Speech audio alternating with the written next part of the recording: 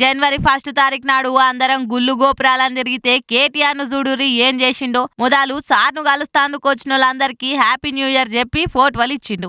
అటెన్క GHMC కార్మికులను కలిసిండు. వాళ్ళతో మాట్లాడి మంచి షెడ్యూల్ అరుచుకొని మధ్యాహ్నం బువ్వగుట వాళ్ళతోటే కలిసి తిన్నాడు. తెల్లారులేస్తే షీపురు పట్టుకొని చేతిలో గ్లౌజులు తొడిగి ఊరంతా సాఫ్ చేస్తారు. అందరం 31st నైట్ దావత్ అని పార్టీలని మస్తుగా తిని దాగి ఏడి చెత్తాడ వారేస్తే మళ్ళా తెల్లారే లేచి ఓ పండుగ ఎరగరు పబ్బం ఎరగరు. చెత్త తీసి ఊరంతా చెక్కున మెరిచేటట్టు చేస్తారు గీ కార్మికులు. మనకేనా 31st నైట్ దావతు? వాళ్ళకు కూడా మనసులుండదా? కొత్త సంవత్సరం నాడు కమ్మగా తినాలే అని ఇక అన్ని దృష్టిలో పెట్టుకొని కేటీఆర్ వీళ్ళందరి కోసం గిట్ల దావత్ ఇచ్చి ఖుషి చేసిండు. ఇగో గిటుదేకో అవ్వనేన్నో చూసినట్టుంది.